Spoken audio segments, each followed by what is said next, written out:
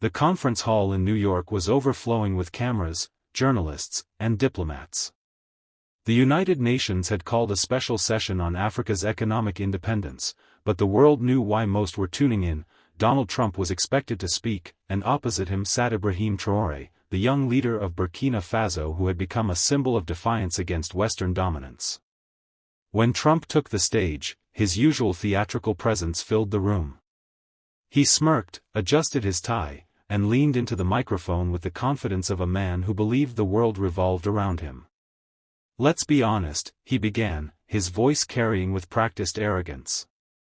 "Africa talks a lot about independence, but without America, nothing moves. Nothing gets built, nothing gets protected, nothing survives. You depend on us. Always have, always will." The hall erupted with murmurs. Some delegates chuckled nervously, while others frowned in silence. Trump raised a hand dramatically, pausing for effect. "You want to play leaders? Fine. But remember, America decides the game. You don't build roads without our companies. You don't defend your borders without our weapons. And you certainly don't grow your economies without our markets. Africa needs us, and frankly, it should show some gratitude." His words were sharp, designed not only to belittle but to provoke. The camera zoomed in on Ibrahim Traoré, sitting calmly in his seat. He did not frown, he did not shift, he simply stared at Trump with the stillness of someone preparing to strike at the right moment. The audience could feel the tension building. The arrogance in Trump's tone was familiar, but this time the target was a man who had already made a reputation for never bowing his head. Everyone in the hall knew that when Traoré stood to respond, the silence would be deafening. The moderator tried to glide the program forward, new agenda item, new speaker, but the room refused to move. The weight of Trump's last line still hung in the air like smoke. Cameras tightened on Ibrahim Traoré. He didn't jump to his feet, he rose with deliberate calm, buttoning his jacket as if time belonged to him. The scrape of his chair against the marble floor sounded like a drumbeat.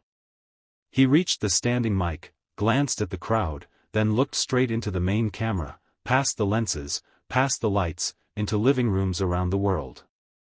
"Mr. Trump," he began, voice even, "you say Africa has always needed America. That we survive by your permission. But here is what you forget, we survived before your companies arrived, before your bases, before your markets. We survived centuries of chains and theft and silence, and we are still here.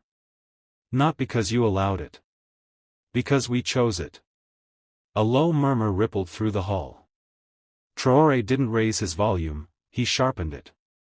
"You list your roads, your weapons, your markets. We can list our gold, our cobalt, our cotton, our people. The spine of your supply chains and the sweat of your prosperity. If dependence exists, ask yourself who depends on whom when Africa stops giving it a discount." A few delegates clapped, others held their breath. Trump leaned toward his mic as if to cut in, but Traoré's cadence made interruption feel foolish. "You speak about protection," he continued. "Protection that comes with conditions, with lectures, with hands outstretched for more. That is not protection. That is leverage, wrapped in a flag, sold as friendship." He let the line breathe. "Africa will partner with whoever respects us. But we do not accept tutors. We do not accept guardians. And we will not accept the idea that dignity is something we borrow from you." The gallery flashed, the room tilted toward him. "You want gratitude? Earn it, by listening. By trading fair. By letting us stand without pushing us to our knees. Until then, understand this, if your power requires our silence, then your power is afraid." The final sentence didn't thunder. It landed like a quiet verdict. The moderator stared down at her cards, suddenly useless. Trump's smile tightened but didn't return. In the control room, a producer whispered, "Clip that. Now." Traoré stepped back from the mic, the room so still that the hum of the lights became audible. For a heartbeat, no one spoke. Then the silence broke, first with scattered applause, then with a rolling wave that forced the cameras to widen. Trump leaned back, his lips curling into the smirk that had carried him through countless debates and rallies. He reached for the microphone, unwilling to let the applause crown his opponent. "Nice speech," he said, his tone dripping sarcasm. "Very dramatic. But let me explain something to you and your little friends here. Words don't build power. Money does. Weapons do. America does. And when the world needs something, energy, security, technology, they don't call Burkina Faso. They call us." A ripple of laughter came from a few of his supporters seated in the gallery. Trump turned slightly, enjoying the sound. He jabbed a finger toward Traoré. "You talk about standing on your own, but the minute there's a crisis, you're begging for aid. You're begging for loans. You're begging for our troops to come clean up your mess. Without us, Africa falls apart. That's the truth." The words hit hard, designed not just to wound Traoré but to paint him as naive in front of a global audience. The moderator shifted nervously, sensing the temperature in the room climbing. But Traoré didn't flinch. His expression remained steady, his eyes locked on Trump as though the insult slid off like rain against stone. Finally, he leaned toward his own mic, his voice quiet but amplified enough to cut through the tension. "You say money builds power. Yet it is our gold, our oil, our lithium that fills your vaults. You say weapons protect nations. Yet it is our blood, spilled in proxy wars, that fuels your arms industry. And you say we beg for help?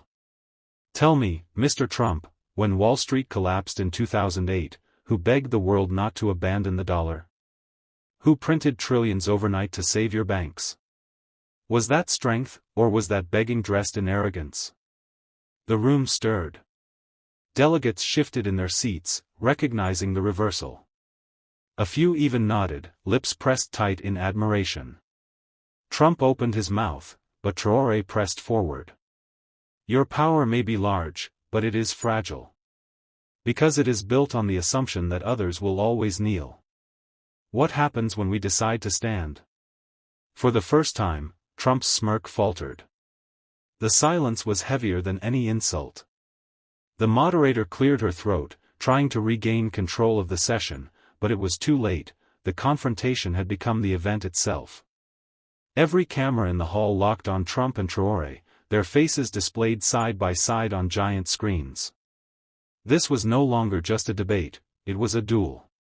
Trump leaned forward, his voice sharper now, the smirk replaced by a faint edge of irritation.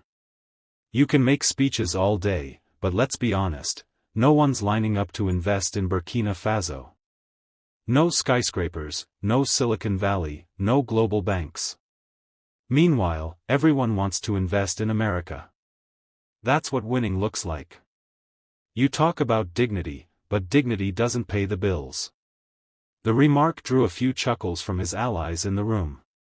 Trump adjusted his cufflinks, clearly pleased with the jab. But Traoré didn't blink. Instead, he walked slowly back to the mic, his composure unshaken. His voice carried steady, calm, but razor sharp. "Mr. Trump, skyscrapers don't feed the hungry. Banks don't heal the sick. And Silicon Valley cannot replace the dignity of a farmer who eats from the land he owns. You measure success in towers of glass, we measure it in children who no longer die from thirst." The hall grew quiet again. Even those accustomed to political theater recognized the weight in Traoré's words. He was shifting the battlefield from economics to morality, from markets to humanity. "You think we need you because you have more," Traoré continued. "But the truth is, you fear us because we need less. We do not need billions in loans if we keep what is ours. We do not need handouts if we control our resources. And we do not need your approval to decide our future." A thunder of applause erupted from the African delegations. The cameras panned across their faces, some smiling proudly, others nodding with solemn recognition. Trump scowled. For once, his rehearsed bravado wasn't enough to drown out the sound of a room slipping from his grip. Traoré raised his hand slightly, quieting the applause. His eyes remained on Trump, calm but unyielding. You said dignity doesn't pay the bills. I say without dignity, every bill is just another chain. The line hit like a hammer. Journalists in the press gallery typed furiously. Editors would already be drafting headlines. By now, the studio was a battlefield without weapons, only words sharpened like blades. The moderator tried once again to interject, but the clash had outgrown her cards and time limits. Viewers at home weren't watching a debate anymore, they were watching history being written. Trump leaned forward, gripping the edge of the desk. His tone turned harsher, his words quicker, as if sheer force could outmatch the calm rhythm of his opponent. You talk about dignity, but you don't even have the means to defend yourselves. Without American security, without our intelligence, your nations would collapse to terrorists, to coups, to chaos. Let's be real, without us, you wouldn't last a month. It was the kind of sweeping declaration that Trump knew how to deliver, simple, brutal, and designed to humiliate. A murmur of shock rippled across the hall. Some in the audience shook their heads, others smirked, waiting for Traoré's reply. The young Burkinabe president didn't raise his voice. He simply stepped back to the mic, shoulders straight, expression calm but cutting. Mr. Trump, let me remind you, when terrorism spread across our lands, it was often armed with weapons stamped "Made in America." When coups tore through Africa, they were too often whispered into being by foreign embassies.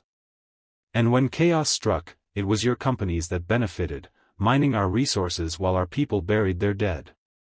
The audience gasped. The words weren't just rebuttal, they were accusation. You say we cannot last a month without you, Traoré continued, his gaze unwavering.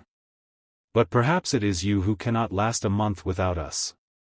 Without our uranium, what powers your reactors? Without our cobalt, what runs your electric cars? Without our gold, what backs your markets? Without Africa, your empire is an empty shell. Applause thundered through the hall, swelling like a storm. Even delegates from outside Africa stood, clapping, sensing the seismic shift. Trump shook his head, forcing a smile, but his eyes betrayed the sting. And then Traoré added the line that would echo across social media within minutes. You mistake dependence for power, Mr. Trump. But the truth is simple, empires fall the moment the world realizes they can stand without them. The hall erupted. The cameras caught it all. The atmosphere in the hall was electric. Delegates whispered furiously, journalists hammered keyboards, and the live audience leaned forward as though watching two titans wrestle with words instead of fists. This was no longer about policy or trade, it had become a contest of vision, pride, and the very definition of power. Trump adjusted his tie, clearly irritated by the applause that favored his opponent. He leaned closer to the mic, his voice taking on that familiar mix of defiance and swagger. You can rant about resources all day, but let's face it, without American markets, those minerals are just rocks in the ground. Without our companies, your gold is just dust. Without our demand, you have no leverage. You don't scare us, you need us. The words were loud, designed to dominate, but the room no longer reacted with the same approval.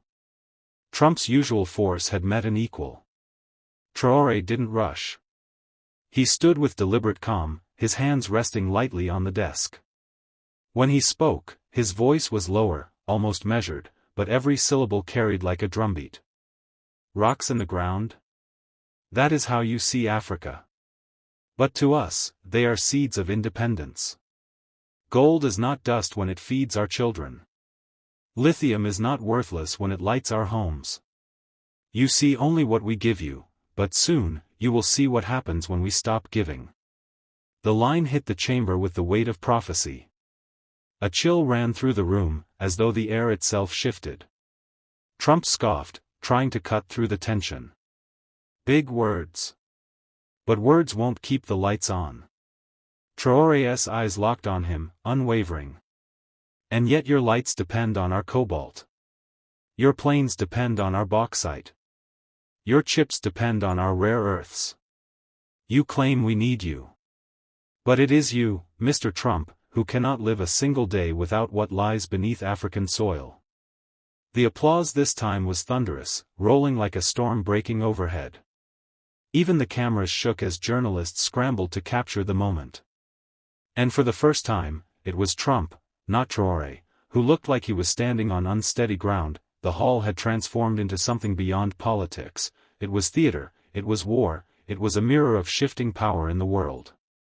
Every camera crew understood they were capturing a defining moment, and the feeds were already trending across platforms. Hashtags with Traoré's name were climbing global charts. Trump tightened his jaw, clearly frustrated that his usual dominance in the spotlight was being chipped away. His tone turned mocking, biting, a last attempt to belittle. You can wave your finger all you want, but let's not kid ourselves. Africa has always been a place others come to fix. And whether you like it or not, leaders like me have the resources to fix it. Without us, you'll drown in your own problems. It was condescension sharpened to a point. Some in the audience clapped nervously, others stared in silence. Traoré paused before answering. He didn't rush, didn't match Trump's anger. Instead, he let the weight of silence build until the room leaned into his words. When he spoke, his voice was firm, deliberate, almost surgical. Fix it? You mean exploit it? Every empire that came here claimed to fix Africa. The colonizers said they came with civilization. The corporations said they came with opportunity. The soldiers said they came with security. And every time, Africa was left poorer, weaker, and divided. If this is your version of fixing, then Africa has had enough of your repairs.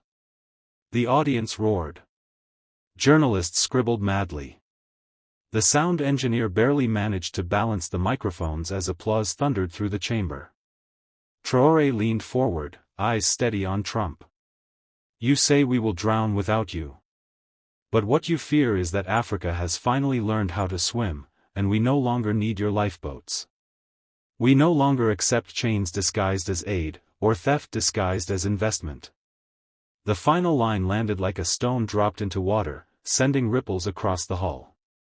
Cameras zoomed in on Trump's face, his forced grin faltering, his eyes narrowing. In that moment, the room belonged not to the former U.S. president, but to the young African leader who had just redefined the debate. The moderator's voice trembled as she tried to regain order. Gentlemen, please, we need to move on. But no one in the room wanted to move on.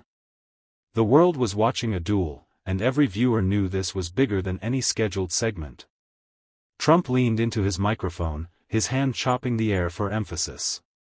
Listen, nobody in this room, nobody in Africa, nobody anywhere has done more for this continent than the United States under me. I gave aid, I gave trade, I gave protection. You can shout all you want, but at the end of the day, you owe us. You owe me. It was a statement designed to dominate, to remind the hall of American muscle. But instead of applause, the audience buzzed with disbelief. "Owe us" hung in the air like an insult too heavy to ignore. Traoré stepped forward, his face calm but his voice carrying like steel. "Owe you? Africa owes you nothing. For centuries, our land was stripped, our people were chained, our resources stolen. And still, you speak of debt, as if our freedom, our dignity, our sovereignty were gifts from you instead of rights we already owned. We owe you nothing. But you, Mr. Trump, owe the world an apology." The hall exploded in cheers. Reporters dropped their pens, exchanging glances of awe. The camera zoomed in on Trump, his jaw tightening, his eyes darting as if searching for a counterpunch. Traoré didn't stop. His voice rose now, his words striking like hammers. You speak of aid, but aid that steals more than it gives is theft. You speak of protection, but protection that demands obedience is control. And you speak of trade, but trade that empties our minds while leaving our children hungry is not partnership. It is exploitation. By the time he finished, the applause had become a standing ovation. Even leaders who had sat quietly were now on their feet. Trump's smirk was gone. He leaned back, silent, as if finally realizing he had unleashed a storm he couldn't contain. The moderator, realizing she had lost control, simply let the two men continue. The world didn't want moderation, it wanted to witness the storm. The cameras focused tightly on their faces, Trump leaning forward with defiance, Traoré standing tall with unshakable calm. Trump struck again, his tone laced with anger. You stand there and talk about independence, but let's be honest, your nations are unstable. Without American influence, without American leadership, Africa would fall apart. You need us to keep order. Otherwise, chaos is all you'll ever know. The words cut like knives, dripping with arrogance. Some in the audience gasped, others shook their heads. Traoré did not flinch. Instead, he allowed a small smile, the kind that conveyed both pity and power. Then, with his voice steady but razor-sharp, he answered. Chaos? Mr. Trump, it was not Africa that invaded America. It was not Africa that enslaved millions across oceans. It was not Africa that dropped bombs on nations in the name of peace. If you call independence chaos, then perhaps the world has lived too long under your so-called order. The chamber erupted in applause, long, fierce, unstoppable. Delegates rose from their seats, clapping and shouting as if history had shifted before their eyes. Traoré raised his hand slightly, and the hall grew quiet again. His next words were deliberate, almost prophetic. You tell us we cannot survive without you. But what frightens you, Mr. Trump, is not our weakness, it is our strength. You see that Africa is rising. You see that your era of domination is ending. And you see that the very people you mocked will be the ones shaping the future. The weight of his statement silenced even Trump for a moment. The former president's smirk faltered as the audience thundered once more in Traoré's favor. It was no longer a debate. It had become a symbolic shift, the old guard clashing with the new, and the new refusing to bow. The room was now roaring with energy, and the world beyond the cameras was just as electrified. Social media feeds lit up with clips of the exchange, every word of Traoré's counterpunch spreading like wildfire across timelines, stitched into reaction videos, and quoted by commentators. Trump, visibly shaken, attempted one last swing. He leaned forward, his voice raised, sharp with frustration. You can cheer all you want, but cheering doesn't build roads, it doesn't create jobs, it doesn't keep your people safe. America does that. Without us, you're nothing more than words, empty speeches with no power behind them. It was a desperate attempt to reassert dominance. But Traoré's reply was immediate, powerful, and final. You mistake our applause for emptiness.